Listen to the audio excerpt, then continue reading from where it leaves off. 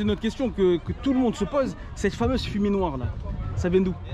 Ça sort pas comme ça de chez Seat ça? Non. Non. Performance car. Donc on a le ventilateur, là le bouton de démarrage, là on a le premier kit de gaz, le deuxième kit de gaz. Estimé à combien?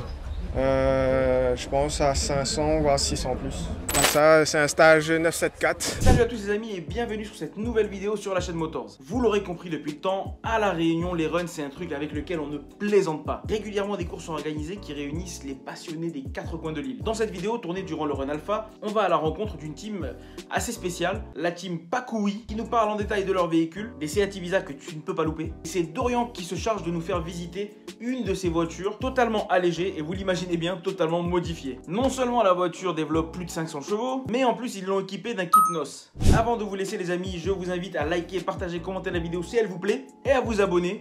Et puis voilà, bon visionnage. Ce qui dénote avec sa veste et la couleur de la voiture, ça n'a rien à voir. Ah mais ça c'est son côté effet intérieur, tu vois. Ah d'accord, ok. Ça c'est son côté efféminé qui ressort. Dorian, comment tu vas? Ça va. On est avec ta team. Le nom de la team c'est La team Pakoui. Pakoui. On est devant vos voitures, les gars, vous avez des voitures qu'on voit de très loin. Oui, bah après c'est des voitures essentiellement consacrées au run. Ah exactement, là on le voit parfaitement parce qu'il n'y a pas de feu arrière dans tous les cas. Celle-là elle est full. Voilà, donc celle-là c'est un drag. C'est un drag ça? Ouais. D'accord, donc ce qui explique qu'on n'a pas de ni de pare-choc en bas ni rien du tout. Oui, ouais. Elle est allégée, même si tu regardes dessous, tu verras que... Ouais, il y a le strict nécessaire quoi. Voilà. Il n'y a rien de particulier. Ok, on va commencer par parler du run, d'accord? On le remarque très régulièrement lorsqu'on va sur des runs, il y a beaucoup de Seat Ibiza. Beaucoup. Ça vient d'où en fait? Pourquoi cette voiture et pas une autre? On est très fan des motorisations diesel. Ouais. Parce que bon, c'est très coupleux. Ça marche assez bien et puis ça fait d'assez bon temps. D'ailleurs, des fois on peut voir des diesels devant des essences. C'est vrai ça? Ouais. Donc, alors justement, on va poser une autre question que tout le monde se pose. Cette fameuse fumée noire là, ça vient d'où? Bah après en combustion diesel, si tu veux, c'est un peu obligatoire. Parce que pour avoir du couple, après quand le gasoil brûle, bah, il émet des particules. Donc bah, c'est ça qu'on voit qui sort de l'échappement. Après des fois quand c'est bien réglé comme on veut, ça fume pas forcément. D'accord, donc là c'est en fonction du pilote en fait, qui choisit s'il veut ou pas. Oui. On va dire que, pour moi, hein, de ce que je sais, généralement quand il y a un petit peu de fumée qui sort, c'est plus de coupe quoi. Ok, on est devant ces voitures, elles sont toutes préparées j'imagine. Ouais. On va se concentrer un petit peu sur celle-ci, même si celle-là elle est très sympa aussi. On va se concentrer sur celle-ci. Qu'est-ce qui a été fait sur cette voiture? Sur celle-là, il y a un peu de tout. Alors tu me dis que c'est un drag, alors c'est vous qui faites ça ou Oui, nous-mêmes. D'accord, c'est quoi? Vous avez un garage, vous avez quoi? Oui, alors on représente le garage, on va dire Performance Car. Ouais. Donc d'ailleurs il y a une page sur laquelle on peut nous retrouver. Facebook ou Insta? Facebook. Ok, sur Facebook, il s'appelle comment? Performance Car. Performance Car, ok. Ouais. On mettra le... Représenté par Didi qui est assis là-bas, là, avec la veste militaire. D'ailleurs, ça c'est sa voiture. Alors c'est sa voiture, alors justement on va se mettre devant la voiture. Ouais. On va regarder ce qui a été fait dessus. Et voilà. Sous le moteur, j'imagine même pas. Alors, on pourra enlever le capot si tu veux. Alors je vais me mettre là, tac. Les gars. Et les gars, vous avez ramené le garage là? Comment c'est celle-là? Ah, là on va ouvrir le capot, on va voir le vrai travail. C'est ce qui se passe en dessous. Ok. C'est ce qui se passe en dessous. Un capot en fait il se démonte complètement. Ouais. Putain, là on est... Ça sort pas comme ça de chez Seat ça? Non. Non. Performance Car. Alors vas-y, explique-nous qu'est-ce qui a été fait sur la voiture. Alors là si tu veux, essentiellement c'est dans le moteur. Ouais. Après à l'extérieur aussi parce que là, on va dire comme c'est un peu un prototype. Donc il y a grosse admission, donc la sortie vers le haut. On a mis le réservoir de carburant aussi à l'avant. C'est ça? Ouais. D'accord, donc vous remplissez par ici le carburant. Voilà, okay. Exactement. Après bon, on a deux kits cases. Donc ça c'est deux kits NOS. I need NOS. Ça, c'est le fameux nitro. Ouais, c'est ça. D'accord. C'est ça. Et là, il y a une commande à l'intérieur pour l'activer? Ouais, exactement. Bon, on verra ça tout à l'heure. L'échappement, il est ici. Ouais, c'est ça. Alors pourquoi on le passer devant l'échappement plutôt qu'à l'arrière? Bah après, bon, c'est une histoire, on va dire un peu d'une question de gain aussi. Donc d'après le programmateur, comme ça c'est mieux. D'accord, donc on s'adapte. Okay. Aujourd'hui, est-ce que vous l'avez mesuré en puissance? Pas encore, ça devait être fait, mais ça n'a pas encore été fait. Estimé à combien? Je pense à 500 voire 600 plus. Astaghfirullah, astaghfirullah. Donc c'est une voiture qui fait déjà plus de 500 chevaux. De base, une Ibiza comme ça fait combien de chevaux? 130. 130. Après, il y a diverses motorisations, ça va de 100 chevaux à 160 en 1,9 litre TDI. Et après, bah, avec les modifications moteurs et externes, bah, on peut aller quand même assez loin. Alors en termes de puissance. C'est un stage quoi ça? Oh, ça, c'est un stage 974. 974 soldats, nous les viens d'être rayonnés.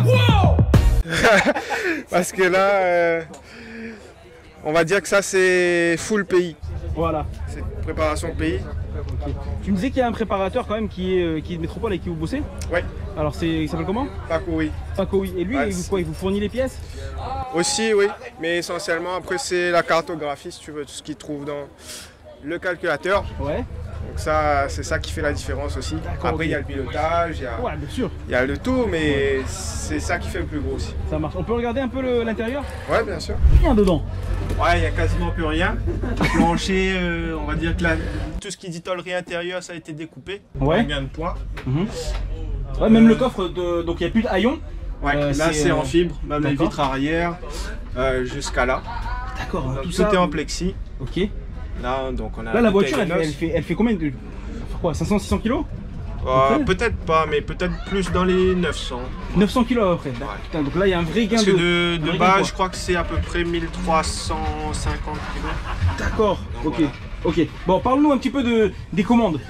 Alors, les commandes principales, donc on a toujours la clé pour mettre le contact, mais après tout se passe donc de ce côté-ci. Ok. On se croirait dans là, donc on a le ventilateur, là le bouton de démarrage, là on a le premier kit gaz, le deuxième kit gaz. Bon, après le manot de pression turbo, ici c'est pour la température échappement. Et après ça c'est pour le ratio air gasoil.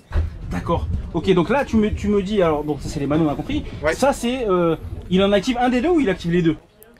Là, un des deux. Un des deux. Par exemple là. Ah ouais, d'accord, ok. Et ça c'est quoi ça, donc ça c'est lié à ça? Ouais. D'accord. Après tu as le deuxième. Ok, le deuxième il est à la main. Qu'est-ce qui est le plus évident à utiliser?